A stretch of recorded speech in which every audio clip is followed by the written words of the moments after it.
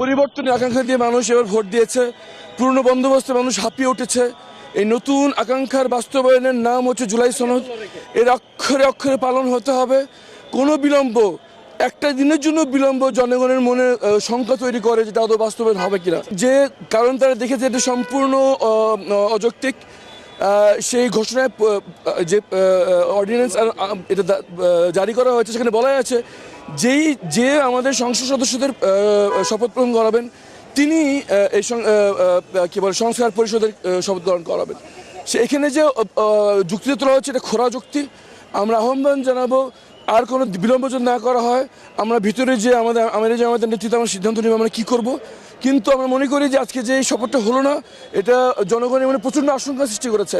অবিলম্বে তারা আশঙ্কা দূর করবেন এবং কোন কাল বিলম্ব না করে এই শপথ গ্রহণ করে স্পষ্ট বলেছে তারা এই শপথটা নেবে না। আপনাদের পদক্ষেপ কি হবে?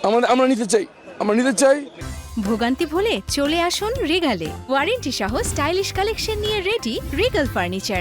আমরা নিতে চাই কিন্তু সিদ্ধান্ত আমরা আমিরে জামাত নেবেন। আমরা ভিতরে যাচ্ছি যে আমরা সিদ্ধান্ত আমরা তখন উনি দেবেন সেই অনুযায়ী আমরা কার্যকর করবো। কিন্তু এই যে আজকে হলো না এটা জনগণের মধ্যে আশঙ্কা তৈরি করছে। জনগণ শঙ্কিত যে আদৌ কি সরকারি দল পরিবর্তনের ব্যাপারে প্রতিপক্ষ কিনা। আমার বিশ্বাস জনাব তারেক রহমান অবিলম্বে এই সংখ্যা দূর করে জুলাই সনদ বাস্তবায়ন করবেন।